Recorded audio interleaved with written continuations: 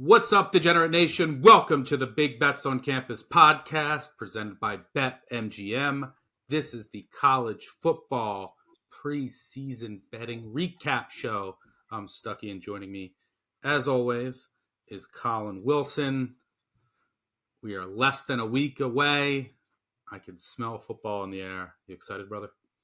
I mean, we do this Best Bets podcast, and then we get to turn our full attention to New Mexico State, UMass, and Florida International.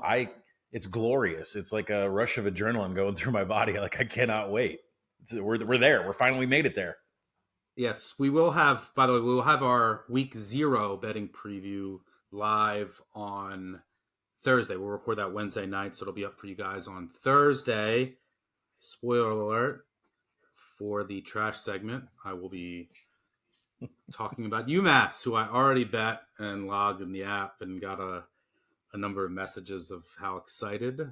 Some were dread. But yeah, there's nothing like starting off the season with UMass. But more on that in the week 0 episode. Today, we will go through every conference and give one or two of our best bets. And if you want to just mention a couple others, great. We have a ton of content out on the Action Network app and actionnetwork.com. And if you missed any of our pre-season conference previews, make sure you check those out. Colin and I did the Power 5, 2 episodes for the SEC, 1 for each division. And our Mike and Mike crew hosted the Group of 5, and either Colin or I joined for each of those episodes. So make sure you check those out. Today, we'll only talk about our favorites that, based on updated information and updated market movement, that we still like.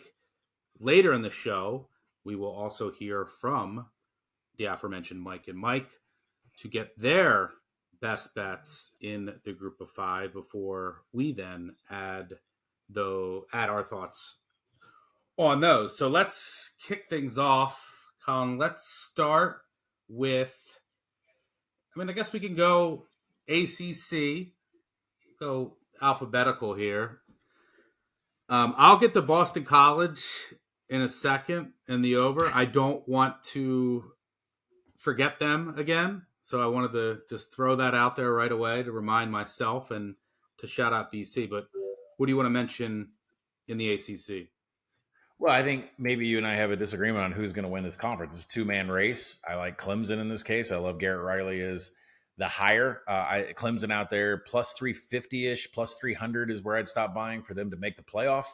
It's one thing to win the conference where they're in a complete race with Florida State, almost nobody else. I mean, maybe Louisville with that trash schedule can make it to the championship game, considering they dodge both Clemson and Florida State. But I'm going to go a step farther. I like this nice, juicy odds on. Whoever wins between Clemson and Florida State, more than likely going to the college football playoff. Clemson's schedule is soft enough where they can take a loss to Florida State during the season, win the ACC championship game, and still go to the playoff. So I'm going to take them plus 350 on the Tigers. It's a lot of faith in Garrett Riley. If Dabo is finally stepping out and not recruiting from within, and he goes and gets Garrett Riley, he understands that, like, I'm hands off. This is Garrett Riley's offense. Not going to interfere. I'm not going to pull a Jimbo and interfere. And considering what Riley did last year, I'm going to back that every time. Is this a Cade Klubnik podcast? It's definitely not a DJU podcast anymore. Yes, it is a Cade Klubnik podcast and a Drew Aller. We'll get to Big 10. It is a DJU podcast. Spoiler alert. I will be talking about Oregon State. So I'm transitioning this podcast into a DJU podcast for this season. But yeah, I disagree with you on Clemson. I don't see it, but I do really like the hire of Garrett Riley. I think, it's kind of an admission from Dabo that, hey, look, I needed to go outside of my house and bring someone in and fix this offense because it was just an absolute mess. Just the play calling, the scheme, it needed a jump start, and Riley is certainly the man for that job.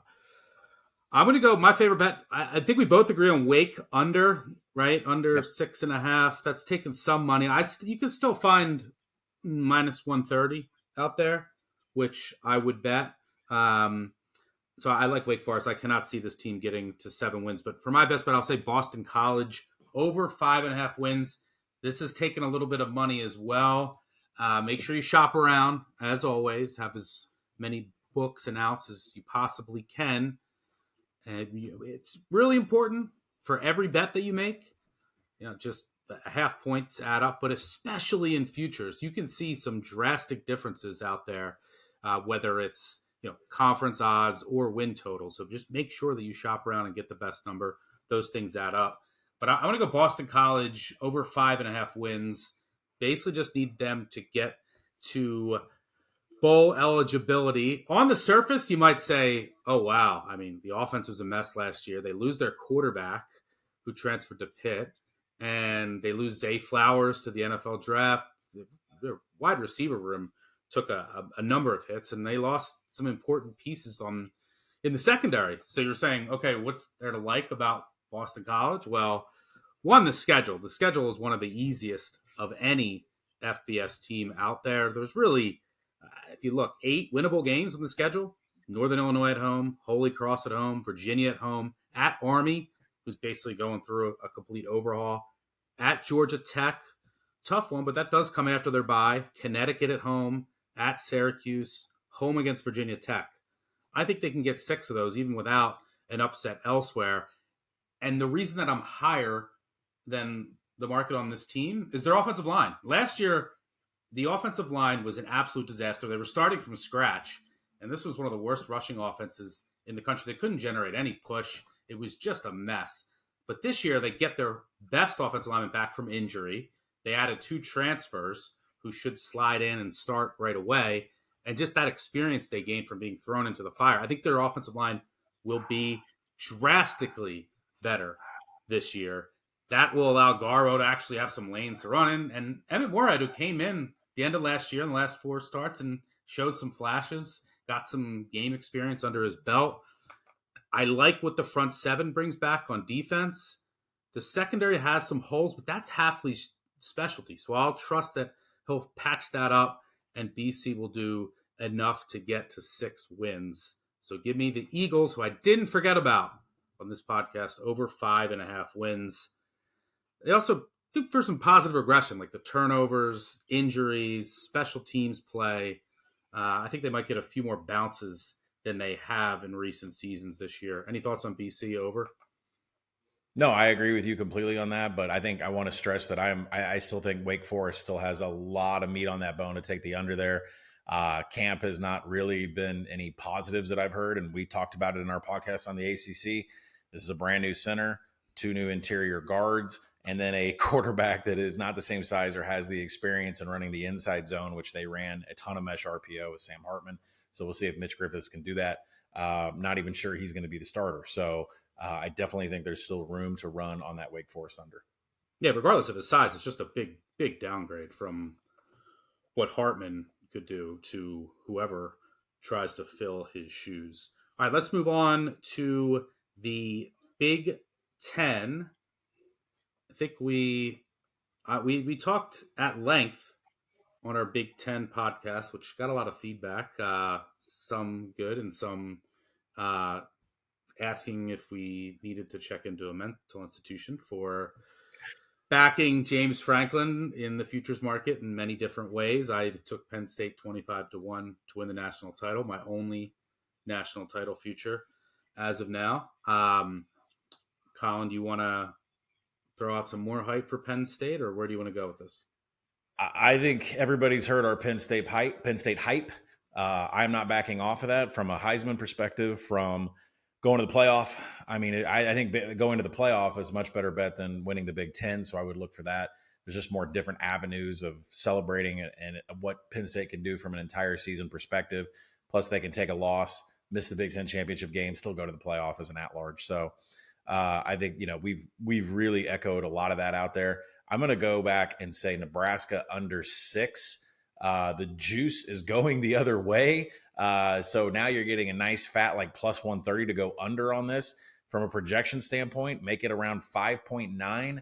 But this all goes back to Matt Rule as a head coach and what he did at Temple and Baylor, 3-21 combined, his first season at those programs. And that's because Matt Rule is all about establishing a culture and establishing chemistry in the team, and not really so much about I got to have this many wins in my first season so that my athletic director Trev Alberts doesn't fire me. He's got a long leash here, considering the cleanup duties that he's got from the Scott Frost era. So Matt Rule is not a guy that cares about wins and losses in his first season. He's a guy that cares about establishing a culture, and I had them winning 7 games, in my opinion, would be a miracle. Don't hate that at all. I'm going to toss out another under that I think you agree on. Michigan State under 5.5. You have to pay a hefty price tag here, but I think it's worth it. If you want to go, with an alternate win total under at plus money, I don't hate that either. But just, I don't know what this Mel Tucker is doing and where this program is headed, but it's not anywhere good. They lost after the spring. They lost quarterback Peyton Thorne, who was just named the starter at Auburn. They lost then their top wideout, Coleman, after the spring, who transferred to Florida State. And, oh, by the way, they already lost Jaden Reed to the second round of the NFL draft. They'll also miss him in the return game. The offensive line. Who's killing it in the NFL preseason, right? I mean, how big of a loss is that going to be? Absolute stud. And, by the way, special teams for Michigan State, a strength last year with Reed. They had a really good punter who got drafted by the Patriots. They had a good kicker that they lost. They could take a big step back on special teams. But on offense, it's like, hey, yeah, we got a lot of experience on the offensive line and a decent running back room. Okay, the offensive line was horrific last year. How much improvement can we really expect? And who's playing quarterback, and who is the quarterback throwing to? No one is going to respect the downfield passing attack, so it's going to be tough sledding to try to get any run game going. And then on the defensive side of the ball, which it's been a mess, and they lose a number of key contributors in the secondary. 2 of their best D-backs won to the NFL. I can't see their secondary getting any better. Yeah, they might be due for some positive regression. They had some suspensions and injuries last year. Didn't really have much turnover luck. I just don't like this unit at all. And the schedule is horrific. Out of the West, they draw Nebraska and road games against Minnesota and Iowa. Did not win the lottery there. And then, oh, by the way, what division are they in? They get Michigan, Penn State, and Ohio State, as always. And that Penn State game comes in Detroit, which means they only have 3 true Big Ten home games. Also, 2 of their easiest league opponents, Rutgers and Indiana, both come on the road. I mean, there's just nothing to... And that Indiana game comes in between Ohio State and Penn State. There's just nothing to like about this schedule. I can't see this team getting to bowl eligibility. I wouldn't even be completely shocked if they lost to Central Michigan in week 1. I already took the chips, fire up chips, plus, over 2 touchdowns. Since 1920, I tweeted about this the other day, the Michigan and Michigan State are combined 49-3 against the directional Michigan MAC schools. The 3 losses are Central Michigan at Michigan State in 1991, Central Michigan at Michigan State in 1992, and Central Michigan at Michigan State in 2009. By the way, that 2009 game was electric. It was Antonio Brown, Dan Lefevre. I mean, that quarterback who was electric. Central Michigan went down, scored with like 30 seconds to go. Instead of going for the tie, they went for 2 to win it. Incomplete, onside kick with 12 seconds left, recovered it, completed a pass, and then drilled a 44-yard field goal right inside the upright to win in East Lansing. Don't be shocked if they even go down in week 1. This team's a mess. I don't really like anything about the Spartans. Give me the under. You agree, right? Oh, yeah. I mean, game of the year, the first one I played was Washington going to Michigan State, and that number has completely ballooned. And, you mentioned Central Michigan. Oh, yeah. I didn't even mention that. They have Washington in the non-con. Yeah. Yeah, I mean, that game is ballooned, so I wouldn't recommend that as a play anymore. But at the same time, that win total is still ripe. And I will probably guarantee that almost every single week, Stuckey and I put together our round robin, we'll probably be fading Michigan State in spots that they're a favorite. Yep. Michigan State under it is. Let's move on to the Big 12. I'm going to go. When we did our Big 12 episode, there was a lot of uncertainty around the Iowa State betting scandal. That number for Iowa State has come way down. That's thrown a wrench into a lot of the win totals that I already bet, because who knows what Iowa State's going to look like. Like, now it could be a win for Cincinnati instead of a loss. Like, so that really threw a wrench and will be worth monitoring going forward. So I'm gonna throw out Texas to win the Big 12 at right around even money. You can find out there. I'd bet this up to -110. I just think this team is the class of the conference.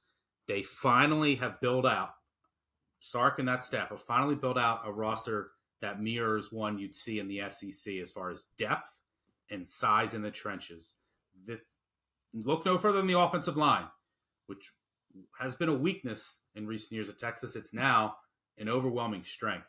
I'd argue it's a top 5 unit in college football. They have skill position talent for days, even with the loss of Bijan Robinson. I love the defense. I love some of the transfers they brought in. I trust Pete K, the coordinator on that side of the ball. The schedule isn't easy, but I'm lower than the market on some of these other top teams in the Big 12. And I think the Horns get it done and get to their first Big 12 title game, shockingly, since 2009. I know it wasn't played for a couple of years, but that's still a wild stat. Is Texas back? I'll hedge and say partly. They could really make noise on a national stage in the college football playoff if Quinn Ewers takes that next step. Did he work on his footwork and improve his downfield passing? That's what's really missing. Was missing last year. It really cost them against TCU. If he improves his downfield passing efficiency, look out. Texas will be back.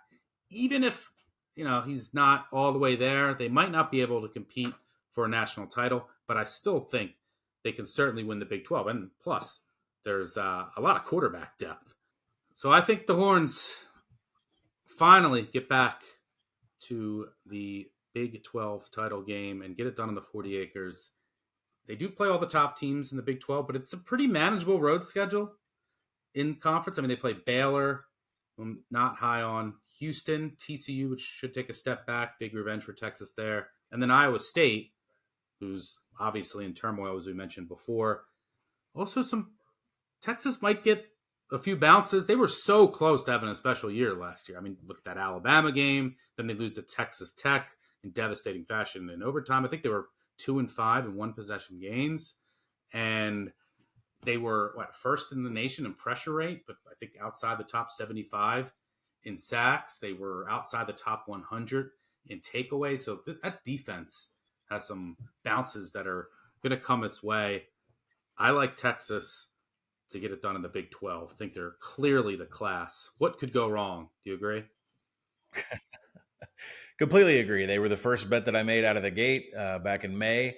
I would play it up to -120. That is considering the odds it would take for them not to get into the championship games, considering the round robin format and the fact that they would have to finish third to not make the championship game. There's just too big of a gap between Texas and the rest of the teams. That includes my favorite under in this conference, which is Oklahoma under 9.5. It's more of a feel because mathematically I make it about 9.3, 9.1. So under is what's dictated from the math, but from just a whole perspective of the defense and Venables, he needs a linebacker, and Danny Stutzman's not the guy, and the offense is running extremely fast, but we don't have proven tacklers. There was some extreme splits with Oklahoma on defense last year, and I just don't see it improving because they don't have the players that they need to run Venables' offense as far as scheme, dictating where players line up on the defensive interior and the edge. Plus, stealing signs was a big part of Venables at Clemson. He just doesn't have the linebacker to get that relayed in, get everybody lined up. And, we'll see. I don't think the fast-paced offense helps at all. I see a lot of shootouts, a lot of coin flip games. I definitely do not see a 10-win season once you consider their schedule. And then my favorite over in this conference is West Virginia, by far. Down to 4.5. I knew at Big 12 Media Days when I laid that bet that it would come down, and I would probably bet it again. Where were you? 4.5 in certain places. You were at Big 12 I was at Big 12 Media Days. Wow. Cash your tickets. That's two. I can't wait to go to Big 12 Media Days next year with Prime, right? Yeah. So Listen, West Virginia on the over, they have winnable games on this schedule. They're gonna have a couple that they're completely outright favored in. They're gonna be trouble for a lot of teams in the Big 12 because they've now, Neil Brown has said, I'm taking over play calling duties. He last called plays at Kentucky, called plays at Troy. He's going to take it over, and they have an identity on the ground with Garrett Green at quarterback, CJ Donaldson at running back. They're just going to blow over front sevens that cannot defend the run. And a lot of the defenses in the Big 12 cannot defend the run. So with West Virginia having this brawling, identity, and they want to go all ground, I think that's bad for a lot of other teams for them to have some of these coin flip games actually turn into victories here because they can establish the trench. Yeah, I mean, look, you're probably the first person that I've heard to show some love for West Virginia, so maybe that's a good sign. Country roads.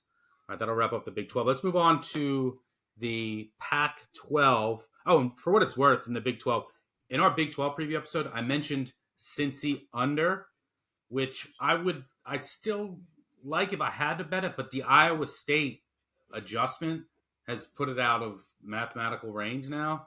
And I also liked Kansas over, but that has taken some money since. But let's move on to the Pac-12. I will mention Oregon State because why? This is a DJU podcast. I'm taking a shot on the Beavs, 12-1. You can find out there to win the Pac-12. Basically, what I'm doing here is just buying the upside of DJU headed out to the West Coast with a competent offensive coordinator and one of the best offensive lines in the country with an outstanding backfield.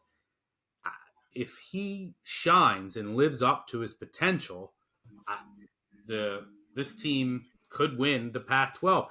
They also get all their toughest games against the other top tier competition in the Pac-12 at home. And I don't think the secondary is going to be as poor as some are making it out to be. I know that they had some important losses, but I really love this staff. This team is getting closer. And when you infuse, last year, look what they did without a quarterback, basically. Now you bring in DJU, change of scenery in a really good place. If he actually hits, then I think there's a lot of value in this number. So instead of going with a win total, I'm going to try and buy the upside variance of this team and go with the Beavers 12-1. I also like Washington State under 6.5. I would pay, right, depending on the schedule distribution, and then also I take into account how much I value a half of a win. And then around 6, I will be a little bit more lenient. I might actually decide to pay for the juice around 6 because of bowl motivation. So if I wanted to go over 5.5 or under 6.5, in this case, it made sense to go under 6.5 on Washington State. Agree on either one of those, and where are you going? I'm assuming you're going to talk some more about UCLA. Oh, of course. I absolutely agree on Oregon State. They are a huge issue to defenses in that conference that cannot defend the run with Damian Martinez and DJU running inside-outside zone. That to me is scary. Considering what DJU does as a quarterback and creating yards after contact is pretty impressive. And then you throw in that running back stable. Oregon State's going to be a real problem for people. And that offensive line is just a nice comfort blanket that he has. And it's one of the best in the country.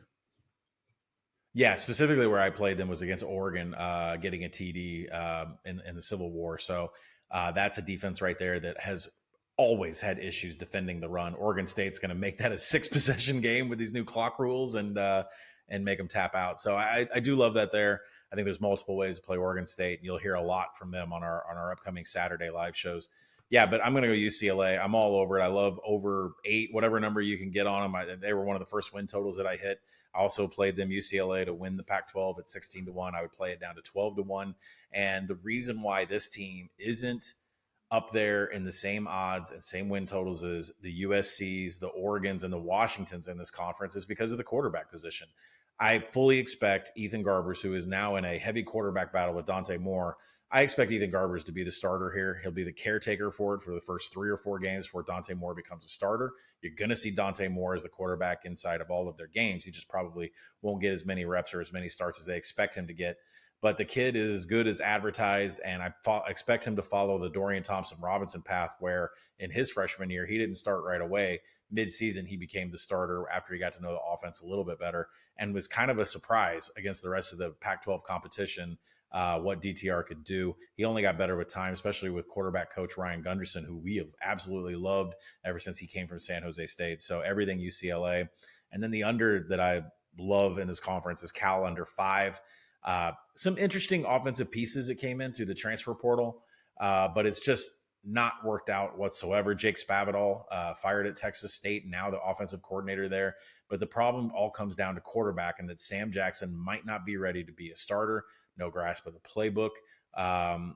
Great in a scramble routine, right? Great in generating scramble yards, and going to look pretty good in certain spots. But at the same time, mistakes are going to be made here. There's not a lot of depth past him at the quarterback position. Cal's defense, I don't know what is going on in the Justin Wilcox area, is getting worse every single season. Last year, bottom 10 in havoc and success rate. Like, well, that's supposed to be Justin Wilcox's bread and butter. So not really sure what's going on the defensive side of the ball. But this is such a quarterback offensive heavy conference that you can't have your defense going in this direction. So I'll take Cal under 5. Yeah, like that as well. I wouldn't be surprised if Cal lost in its opener, headed down to Denton. When's the last time North Texas hosted a Power 5 team? That's a good trivia question. I'll have to look that up. But yeah, I mean, Cal, a lot of change, questions on the roster, going down to Denton in the opening week. You know what that means? Heat. That summer heat is going to be brutal for them to deal with. So that could end up being a factor, and it's a different heat down there that could work in North Texas's favor. And Wilcox, I believe, it's 105 today. Yeah, that's and I'm north of Denton, right? Yeah, let's see. Denton is, it's probably, if I Google the weather, it's probably going to be excessive heat warning. Yeah, excessive heat warning. Yeah.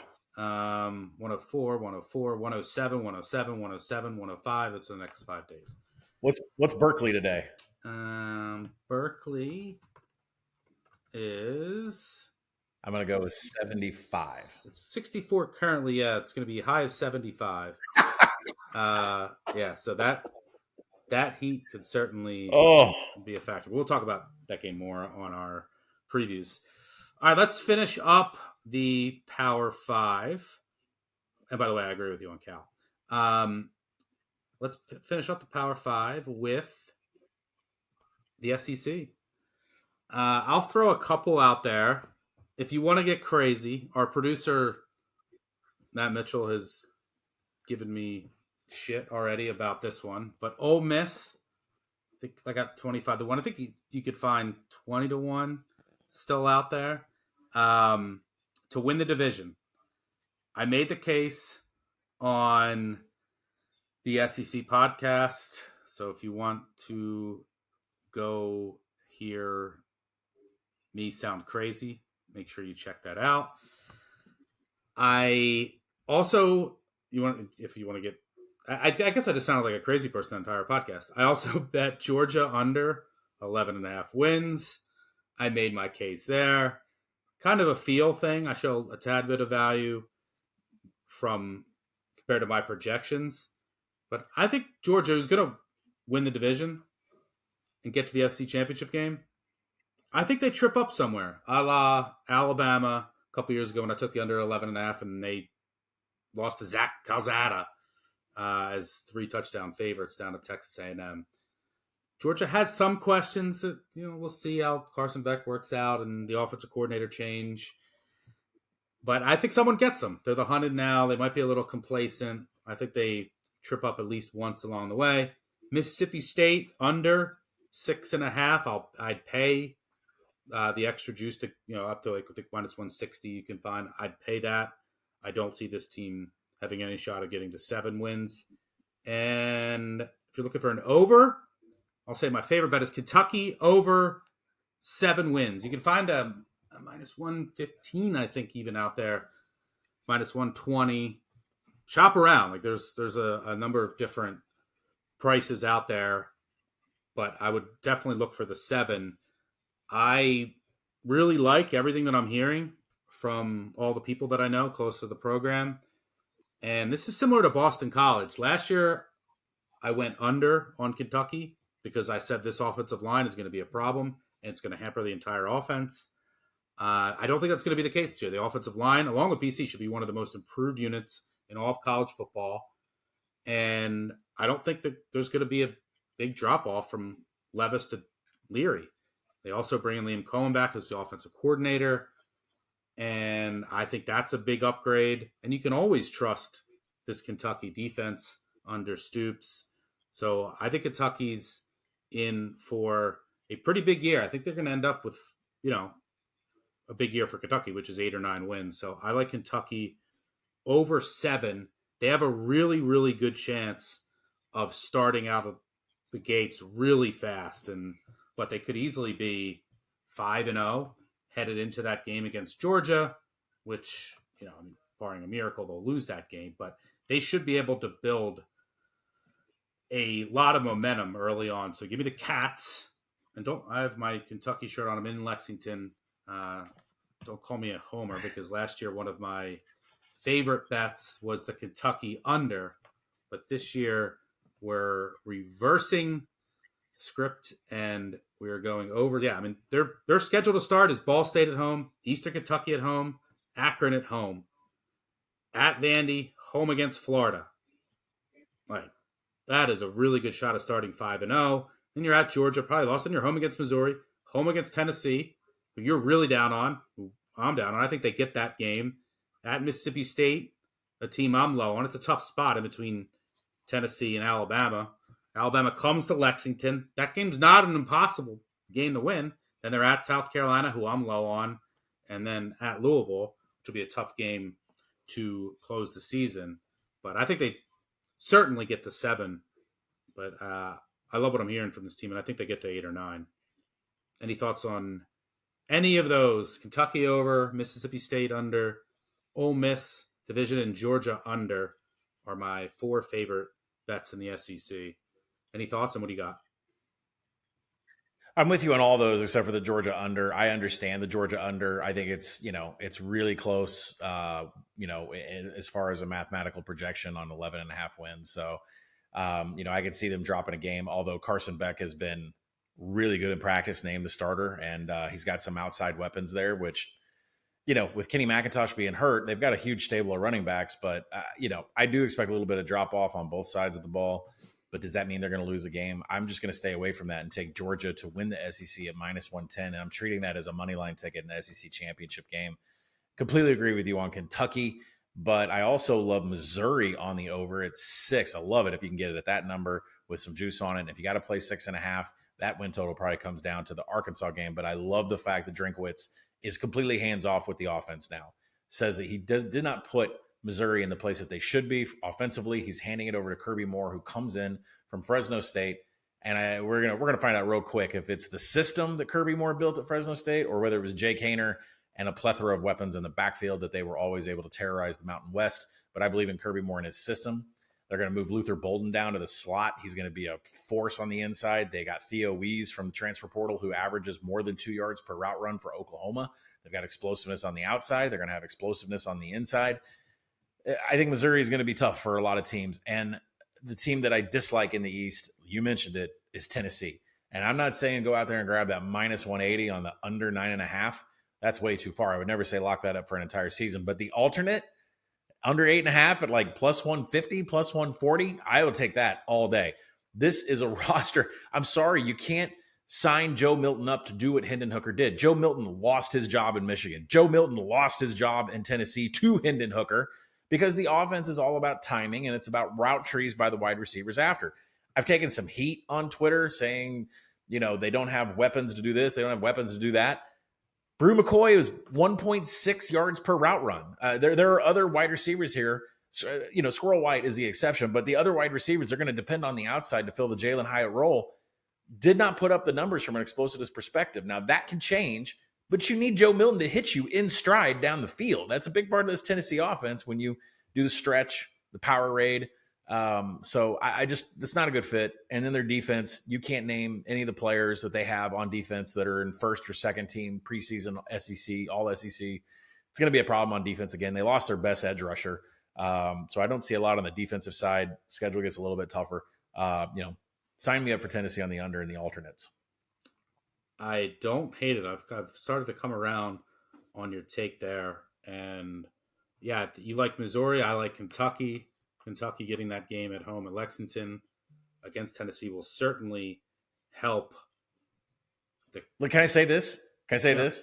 The second Joe Milton's not the quarterback and Nico's the quarterback, that power rating might take a dive. Odds makers may, take a dive on the power rating. I'm all in on Nico.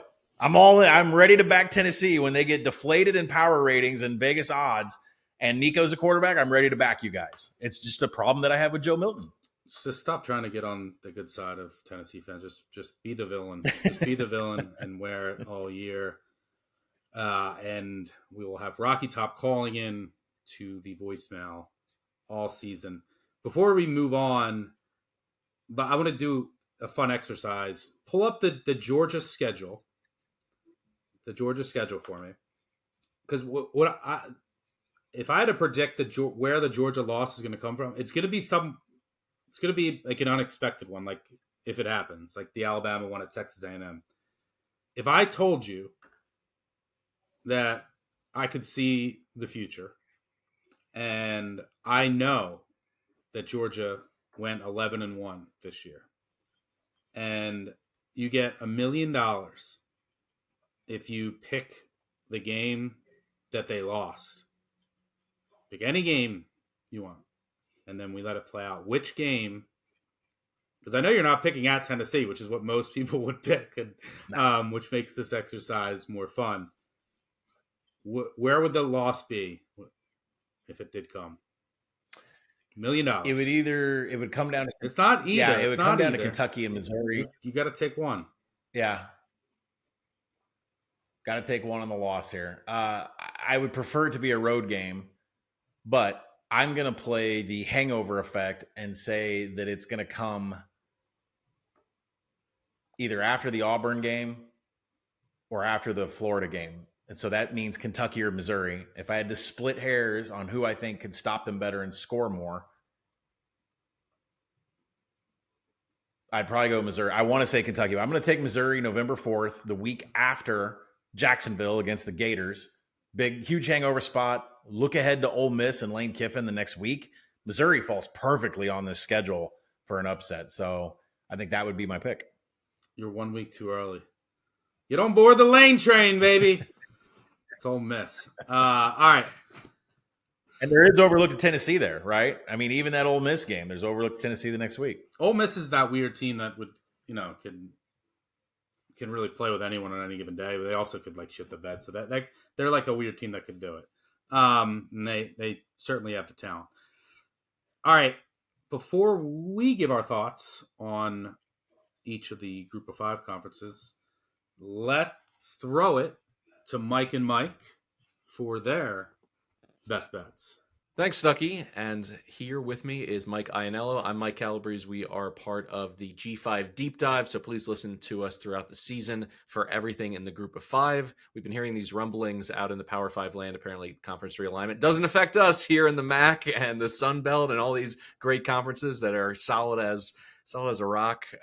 This season, there's a lot of totals, potential teams to win their conferences that we liked. We discussed all of them in our 5 conference previews, also adding in some of the independents. But I'm going to kick it to Iannello first for his favorite season-long play, future of the year. Yeah, I'm going to the new look American. We've lost a lot of the teams that you and me used to talk about, to Stuckey and Colin at the Power 5 level. So SMU is a team I'm looking to step up in this new AAC. They started a collective to pay $38,000 to every player on their team, which has really helped them in the portal. It's really helped them build depth this year. They bring in a ton of dudes from Miami. But for me, the biggest story is Preston Stone. It's the Stone Age in Dallas. He takes over at quarterback. He's been the backup for the last 2 years. former 4-star recruit. This kid had offers from Bama, Georgia, LSU, Ohio State, Penn State, Texas, all the big dogs. He chose SMU from Dallas. Preston Stone is just the perfect name for a Dallas quarterback. Sounds like a guy right out of Friday Night Lights, so I love that. SMU might have the best wide receiver room in the G5, even without Rashee Rice. I love what the weapons they have. Their offensive line is experienced. They have Miami transfer Jalen Knight in at running back. Offense should be loaded. Yeah, the defense was atrocious last year, but I mentioned the portal they've done. They brought in some nice pieces through the portal. Elijah Roberts and Jordan Miller from Miami should help boost that defensive line. They were so bad last year that I think they can only get better. 4 of their 6 losses last year came by just 1 score, so they should be due for some positive regression. They should have beaten Maryland. They should have beaten Cincinnati. So I like what they have coming back. I like the commitment they've gotten from the school. And most importantly, I like this schedule. It's a cakewalk. They don't play Tulane. They don't play UTSA. They don't play FAU. SMU should be favored in every conference game this year. So now that divisions are gone, and it's the top 2 teams that make it. They have the easiest path. They have the best chance to get to the conference title game. And I'll take that plus 350 in my pocket come December. Just a quick follow-up there. Which team do you not want to see in the conference title game if SMU were to get there? Well, not want to see. I mean, I want to see UTSA because I know you and me both like them, and I have a future on them as well, and I know you do. So I'd want to see UTSA because I'm guaranteed money. So yeah, but I also think UTSA is probably the best team as well. But I guess probably Tulane, because I think if Tulane gets there, that means they replace the pieces on defense. They replace Tajay Spears, and Michael Pratt probably had a hell of a year. So I'll go with Tulane. I don't want to see them. But I think SMU has the easiest path to get there. And then they probably play Tulane or UTSA in that game.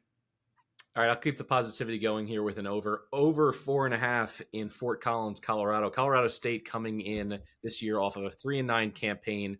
But when you dig into the numbers, Clay Millen, their freshman quarterback last year, set the NCAA record for a freshman in terms of completion percentage for a first-year starter, 72.2%. He was incredible despite the fact that he was under duress the whole season. Their offensive line was horrific. They had 59 sacks. That was the worst in the FBS. And what did they do? They went straight to the portal. Yes, they brought in some guys from the FCS and Division II level, but a lot of big dudes with starting experience, 66 starts coming in through the portal. And now their offensive line averages over 6'4" and 300 pounds. Now, if you listen to Colin Wilson during our Mountain West preview, he talked about sitting down at media days with Jay Norvell, the head coach, and he pointed out that his offensive linemen, he pointed to his chest, weren't so big last year. Now they got some big boys protecting Millen, and that's great news because their receiving core is electric. Torrey Horton is a guy who could go for 1,000 yards, 10 touchdowns. Justice Ross Simmons as well is a breakout star. That's someone that Norvell mentioned multiple times at media days. And then when I also look at their defense, they bring back 4 of their 5 starters in the secondary. It was one of the best defenses in conference play against the pass last year in the Mountain West. So I think they're going to be the surprise team. I sprinkled on them to win the conference as well, but I love them over 4.5. All right, let's get back to your win total for your second best future in G5 land. Yeah, I'll stick with an over too. I'm going with Coastal Carolina over 7.5 in the Sun Belt. You know, they lose Jamie Chadwell to Liberty. Obviously, it's a big loss. We both love Chadwell. I think he's a great coach. But Grayson McCall's back, and I think Grayson McCall is worth more to this win total than Chadwell was.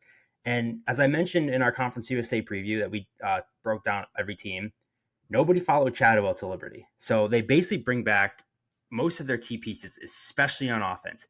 Beasley, White, and Bennett, all 3 running backs are back. Pickney, Brown, and Mobley, their top 3 receivers, they're all back. This offense should hum again. It should continue to be one of the most efficient units in the country. They lose Josiah Stewart on defense. That is massive. I will agree with that. But this Coastal defense should be good against the run. They were last year. They're going to have to get better against the pass, but there's not a ton of quarterbacks in the Sun Belt that really fear you, especially in the Sun Belt East. And under McCall in his 3 seasons as the starter, they've gone 10-1, 10-1, 8-2. Stuckey, I know you hate Tim Beck. Anyone who listens to Stuckey talk about NC State, I also hate Tim Beck as a play caller. He's their new head coach. But I actually think Tim Beck fits this offense well because Grayson McCall is the most efficient quarterback in college football history. And that's what Beck does. He wants to run the ball. have just short, high percentage throws, dink and dunk, control the tempo, control the pace of possession. And I think that really helps the defense. And I think Grayson McCall is the perfect quarterback to run that system. That's kind of what he's been doing for the last 3 years. Kind of similar to what Chadwell did, to be honest with you. So they have a kind of easy schedule. Their West draw is Arkansas State and Texas State. On the East, they get James Madison and Marshall both at home. James Madison, especially at the end of the year, is probably going to be a big revenge spot because James Madison wiped the floor with them last year without Grayson McCall. So to me, this total really comes down to McCall's health. If McCall plays 9 games, they should win at least 8 of them. So if McCall stays healthy, I like them to go over this total. I think this total is kind of disrespectful to McCall, who's one of the best G5 quarterbacks we've seen in a long time. Give me over 7.5. I'm riding with the Chanticleers. All right, I'll close this up with a little negativity. I'm going big time under on UAB. And for those of you not in the know, this is not the UAB team of the last 2 years. Bill Clark gone. Bryant Vincent, the interim coach who the players stumped for. They wrote a letter to the university president. This is our guy. He went, nope, I know better. I know who I'm going to bring in here. Trent Dilfer, known egomaniac, known bad guy, pushing high school players around on the sideline. He's now in, and what happened in the offseason? Massive exodus of talent. In terms of Colin Wilson's net TARP, which measures the returning production and transfer activity, they were negative 12 overall. That's worse in the entire country. Negative 7 on offense, worse in the entire country. And now, just broke over the weekend, Drew Tuazama, one of their best defensive linemen, which was going to be their only strength of this entire team, is now off to South Carolina as a late grad transfer. This is really bad news. And Trent Dilfer apparently is this quarterback whisperer because he was, the summer camp counselor at Elite 11 who could possibly coach up 5-star kids. He doesn't have a 5-star kid. He's got Jacob Zeno, who had a 34 QBR last year. Good luck, Trent. This is going to be a very difficult slate for them. There's 2 winnable games on the entire schedule, North Carolina A&T and USF. The rest of them are all losable. I see them going 3-9 at best. This is an implosion. I'm hoping for a team mutiny. I'm going to be putting out Trent Dilfer bingo cards on my social media. You're going to get an opportunity to see him yell at the media, lose the locker room, potentially get fired before December. I know. What are your thoughts on the Blazers? I have a question. I'm just curious, Breeze, since Trent Dilfer has never been a coach in the college level. I'm assuming he aligned himself with people with tons of experience at, say, coordinators, correct? It's interesting. It's kind of like Elon Musk taking over Twitter, X, whatever we're calling it now. He just knows better. He's smart. Who needs all these engineers? Who needs all these experienced assistants and coordinators? Nah, he went ahead and hired 7 out of his 10 position coaches. They've never coached up an FBS squad, an FCS squad. They've never done it in college, just like him. So it seems like it's a perfect marriage of people that don't know what they're doing and a talent devoid roster. Man, this is probably my favorite under, and it pains me because I love UAB. I hope they just cut ties with him mid-season and they can just do a full rebuild, restock themselves to the portal next year. Maybe get Bryant Vincent back. I think he's the OC at New Mexico. I'm sure he'd love to come back. Maybe fire the school president while we're at it. I'm calling for blood here in Birmingham. All right, that's it for us here in G5 land. We're kicking it back to the Power 5 boys, Colin and Stuckey. All right, good stuff there. Let's start. We could go alphabetically again. Let's start in the American. Ionella liked SMU to win the conference. You can find like plus 330, plus 350 out there. I agree. I actually played that myself. And I'm a huge Preston Stone guy. It's the Stone Age. And I like a lot of the pieces that they brought in the offseason. And I love the schedule. But I'll also throw out another future that I really like is Florida Atlantic to win the AAC. Hopefully I get FAU against SMU in the championship game. But I love Tom Herman. I think he's a big upgrade as a coach down in Boca. And I just love the potential of this roster. I mean, Casey Thompson at quarterback, he can really shine at this level with his tools against these defenses. And he's already familiar with Herman's system. By the way, he's not even named the starter yet. I assume he will, but they also have Daniel Richardson there. So they have good quarterback depth. And that's, if there's an injury or just someone to fall back on. They have a loaded backfield. Larry McCammon's one of the best running backs in the country that most have never heard of. Massive offensive line with upperclassmen all over the place and a really good offensive line coach. So, new offensive coordinator Charlie Fry, he's got a lot to work with. He's even got 2 good receivers, 2 Power 5 transfer tight ends. This offense just oozes with potential. And I really like the defense. I mean, there's just a lot of good pieces here. The defensive tackles, that rotation, they have 4 guys who can really play. If they can just find a more consistent edge rush with these juniors who are returning, and then got to find a couple guys at linebacker. That's the biggest weakness. But I really like the safeties. I really like the corners that are returning. This secondary could be a strength in this conference. So, yeah, I like a lot about this team, and that includes the schedule. They host both UTSA and Tulane, and they avoid SMU and Memphis. And as a result, they have an extremely manageable AAC road slate. USF, Charlotte, UAB, and Rice. Those are the road conference games for FAU.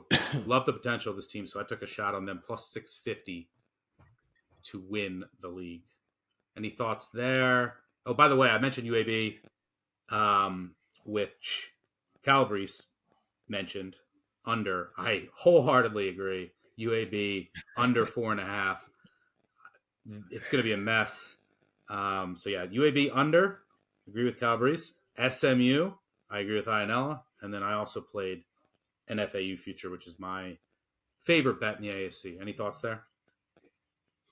Well, I'm waiting for UAB to get torched this season in every single game as if a dragon was breathing on them, but not too bad. I love Alex Mortensen. I'm not sure he has the qualifications yet to be the offensive coordinator at a FBS program, but he was a former Arkansas quarterback. He is a former Arkansas analyst, position coach, and at Alabama too. He's got the pedigree to do this.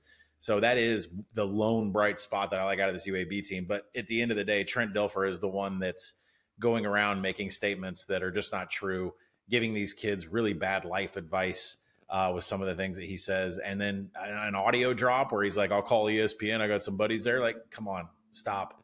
Right. I mean, you are not prepared for this job whatsoever. So UAB is just going to be a disaster of a program. But it is heavily juiced on the under 5.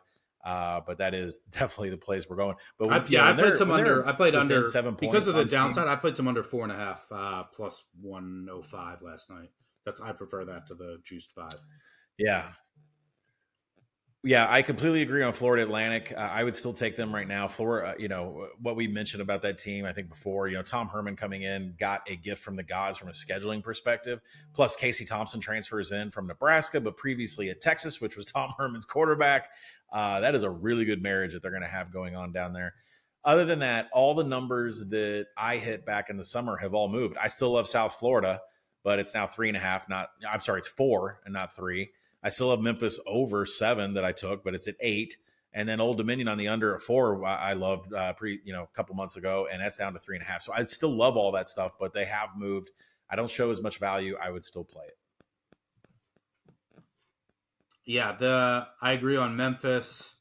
I guess I would still play it now, but yeah, it's a lot tougher after the movement. And Old Dominion, you're getting ahead of yourself. They're not in this conference. They're in the Sun Belt. I'm sorry. We will get to. But we could just go there now. Let's go to the Sun Belt. That was a nice accidental transition by you. I know we'll mention Coastal over 7.5 wins. He is trusting the quarterback, which isn't a bad idea, but I don't show enough value to get involved with McCall there. I am going with Old Dominion, under 3.5 wins, minus 110. This team is a mess. You can add on if you want, but there's nothing to like about this team. I also still show significant amount of value in under 3.5. Let's look at the schedule and the projections. They will beat Texas A&M Commerce, I assume. And there'll be double-digit dogs in 5 games. So let's call that 1 in 5. So they need to get 3 wins to go over this win total of the remaining 6. Those 6 games, I have them as a dog in all of them, right around a touchdown in 5 and a field goal underdog in the other. So I basically just need them to not go 3-3 in 6 games where they will be an underdog of, right around a touchdown in almost every game. I also don't like anything that's going on with this team. Big time transition, lots of changes. It's going to be a rough year for ODU. I know it's a low number, but give me under 3.5. That is my favorite bet in the belt. You agree there? And anything else? Yeah, jump the gun there on Old Dominion on the under. I love that. And then the over. I think the team that's not being rated properly in terms of to South Alabama is Troy. I love Troy this year. I would still take the over at 8. This is a team that I project 9.3 wins, so I would even take it at 8.5. I'd even take a little bit at 9. They are a class above when it comes to from an offensive perspective. They return 80% of their offense, but the strength of this team is on the defense. Top 10 in finishing drives. If you guys haven't seen out on Action Network, I put out a piece last week about how success rate, explosiveness, and finishing drives applies to covering tickets against the spread. Shocker. It's all about finishing drives, and that is something Troy is a top 10 team on defense. I don't expect that to change, even though they return about just 60% of their defense. It doesn't matter. It's scheme, it's coach, derivative. Troy right there definitely is ripe for more over tickets, even at 8.5 or 9. All right, good stuff there. Let's move on to Conference USA, the new look Conference USA. I'm going to go with New Mexico State under 6 at even money. You could, if you want to pay the more expensive, just go under 6.5. You could do that, but I prefer in this case to go under 6 plus 100. First of all, this big numbers play. I show enough edge to get involved here just from a pure projection standpoint. But let's make the case of why I love this. New Mexico State is getting way too much love in the market. I really don't get it. Maybe because of the way they finished last year. And they did go 6-6 in the regular season. But let's take a look at how they got there. They beat a completely rebuilding mess of a Hawaii team. They beat New Mexico. They beat UMass. And then Lamar. So those are their first 4 wins. Hawaii, New Mexico, UMass, and Lamar. Then they beat Liberty. Impressive win, right? Liberty quit. Never showed up with all the Hugh Freeze rumors. Didn't get off the bus. So New Mexico State said, oh, we want to go to a bowl. Then they scheduled Valparaiso and beat Valparaiso. So their 6 wins in the regular season were Hawaii, New Mexico, UMass, Lamar, Valparaiso, and the corpse of Liberty. That was their 6 wins. So this is 2 FCSs. Yeah, 2 FCS, a corpse, a completely rebuilding brand new Hawaii team, UMass and New Mexico. I mean, an absolute joke. Their win total last year was 3. That's what they were on pace to do. Now it's 6. I get the schedule is easy, but and look, they got arguably have it's arguably the easiest schedule of any FBS team. They play 13 games, by the way. Probably have like 9 are winnable, but I don't think they're going 7-2 in those games. I could even see them losing to UMass in the opener. The offense returns a lot, but it's bad. The defense was the strength of the team last year. I liked a lot on the back end of that D. Tons of losses at linebacker and especially in the secondary. Safety, really, really problematic area in my opinion. And last year that was a strength. So I think the defense is going to take a big step back. The offense still stinks. And I just can't get to this number at all. So, yeah, give me New Mexico State under 6. Should be a fun one to sweat. They play a ton of bad teams. But I think this team will end up with more in the 4 to 5 range. So, yeah, give me under 6. Any thoughts there? And you got anything in Conference USA? No, I completely agree with you. I've got 2 more Conference USAs. I'll be real quick. I love Liberty to go to the championship game. So I took them plus 250 to win outright of the Conference USA. Only 7 of the 9 teams are even eligible to get into this Conference USA championship game. Liberty by far returns more than anybody. I do believe in Jamie Chadwell coming to town, running a different offense. He's got plenty of quarterbacks out there. We can debate whether Caden Salter is good or not, and the rest of the quarterbacks on this roster are good or not, but I think they're good enough to get to the championship game, potentially against Western Kentucky. But if you get there at a plus 250, you can do whatever you want with that ticket. The other one I'll pick on is Middle Tennessee, under 6.5. This just is not getting enough attention in the market. Win total projection for me is at 4.9. They return less than 10% of their passing yards.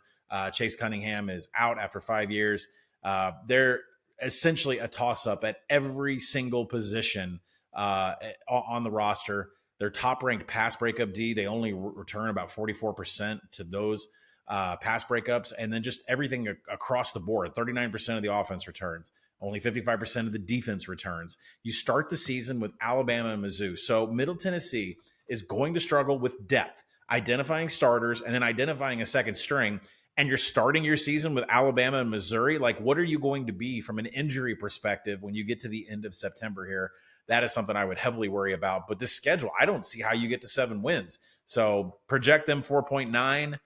I don't think this is going to sweat. And I don't think this is getting enough attention in the market. So, we'll see what they can do. They were top 20 in tackling and havoc last year, but you lose so much off of that defense. Not sure you can replicate it. So Middle Tennessee under.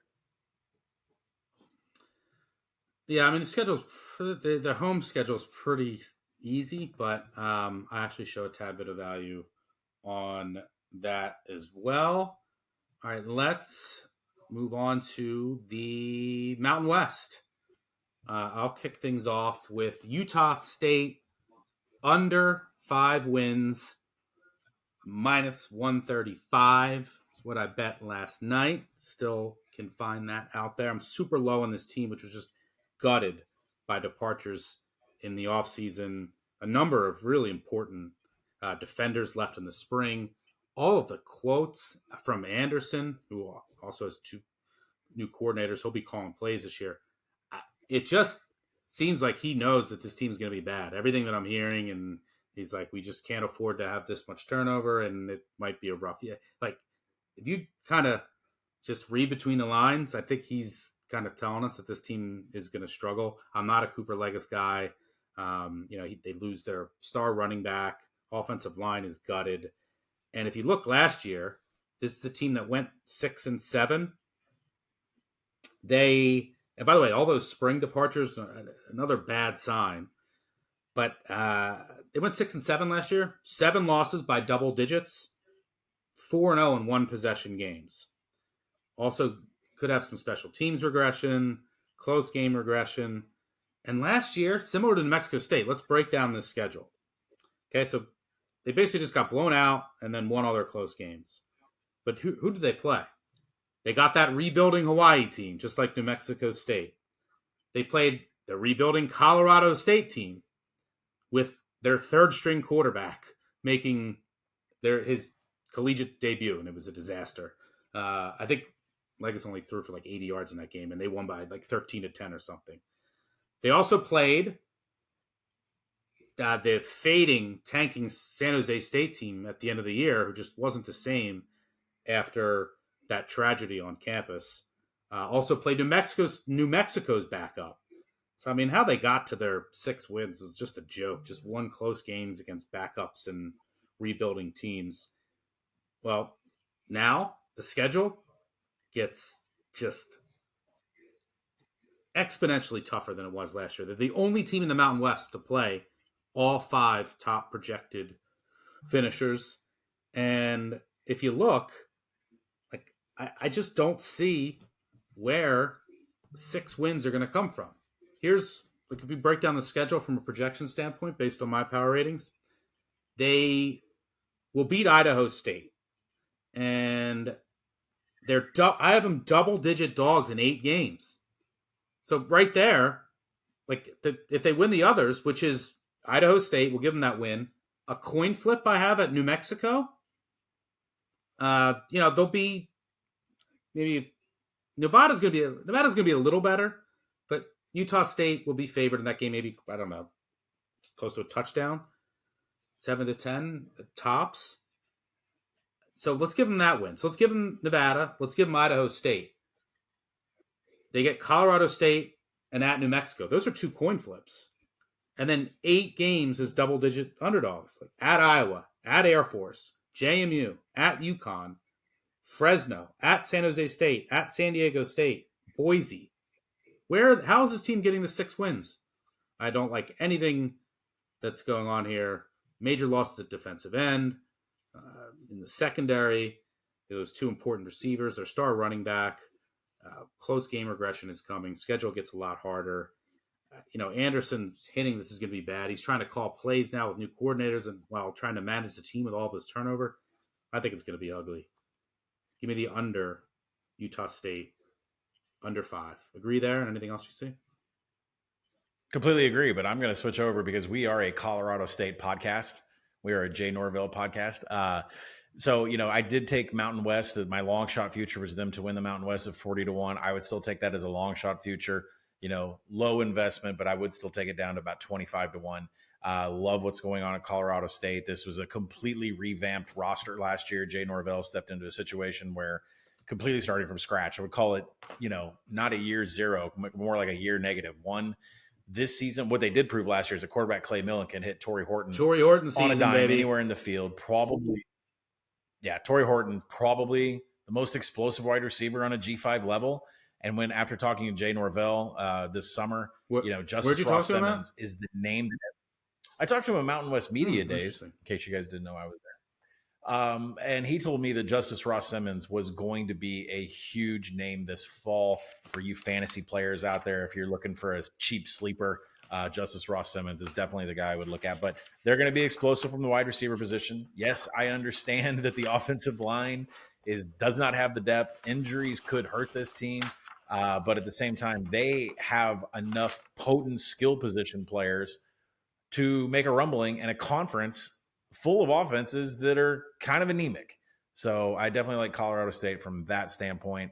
And one of those anemic ones was Wyoming. I took them 13-1 to win the Mountain West, would take it down to 12-11-1, wherever the market might be. But this is the best defense in the Mountain West.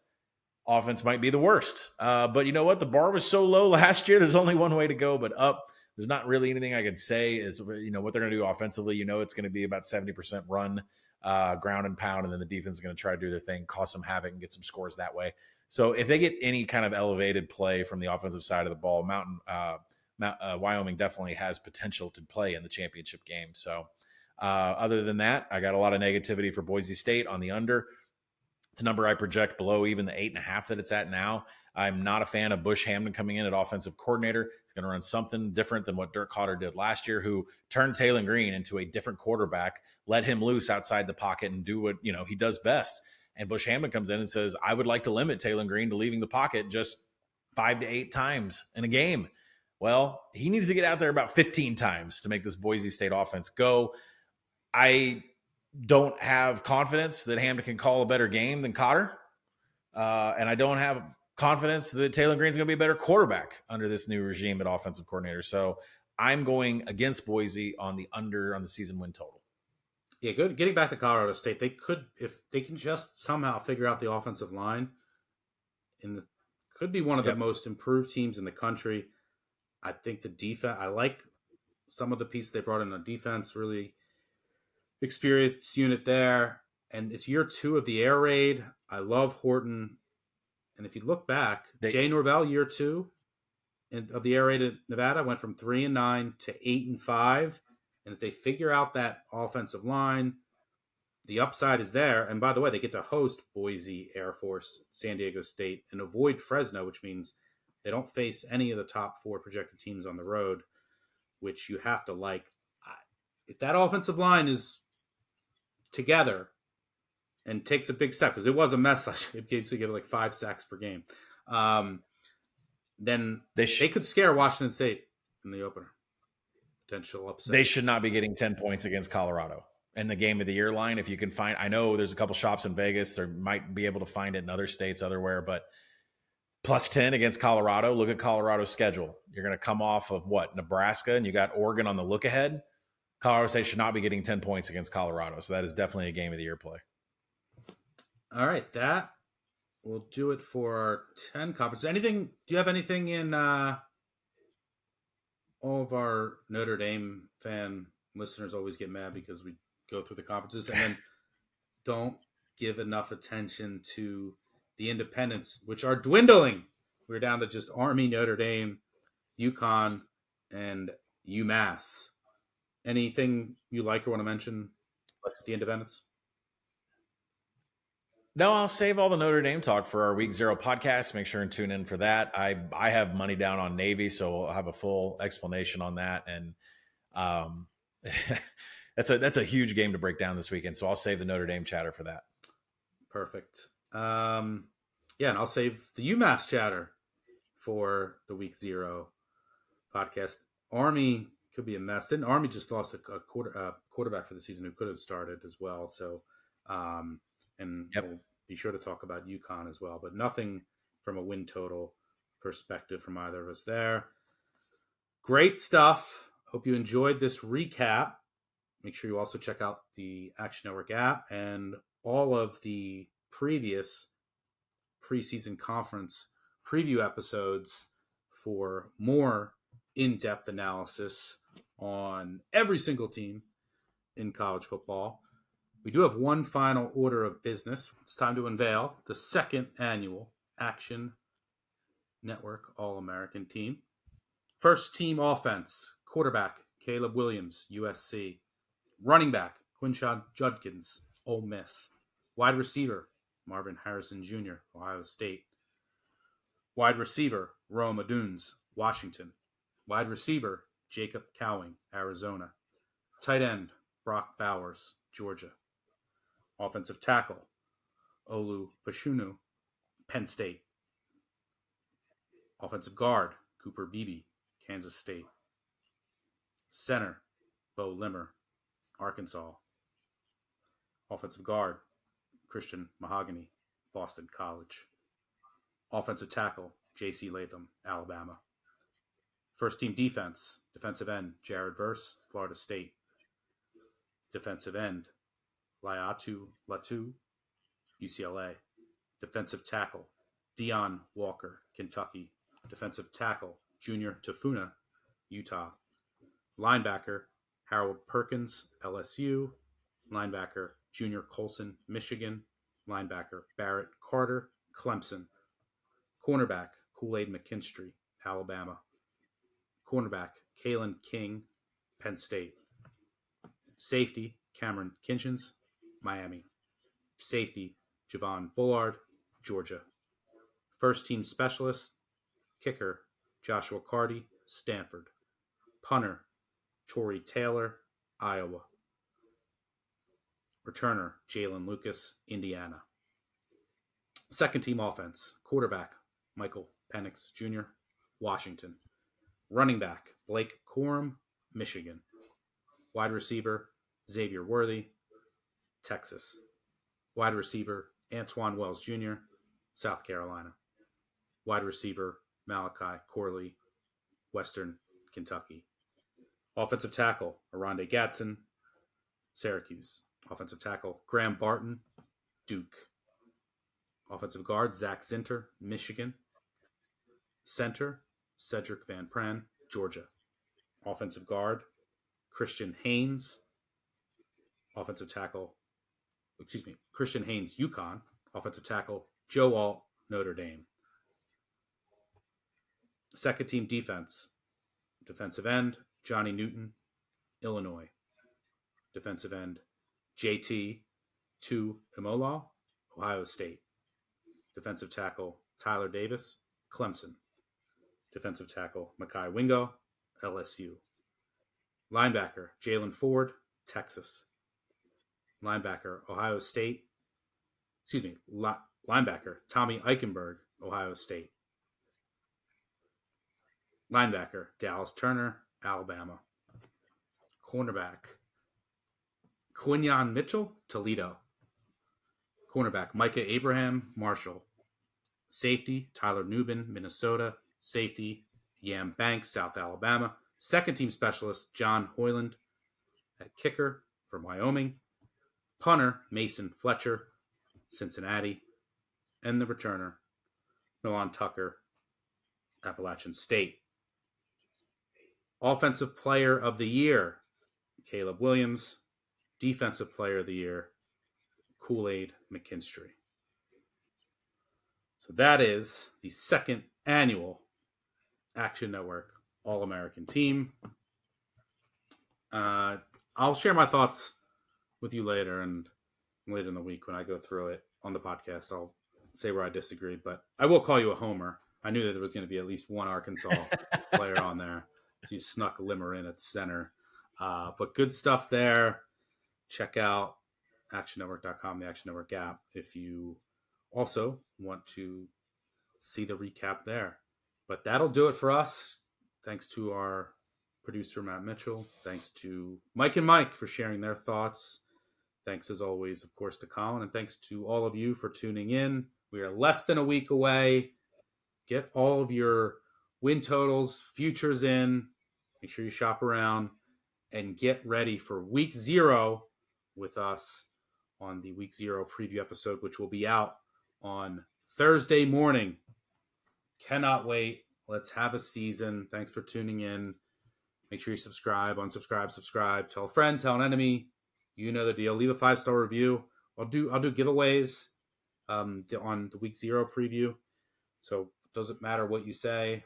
Just leave a 5-star review. That really helps us out, especially at this time of the year. But that'll do it for us. It's time to go crack the books and find some week 0 and week 1 winners. We'll see y'all later in the week. Cheers. Peace out.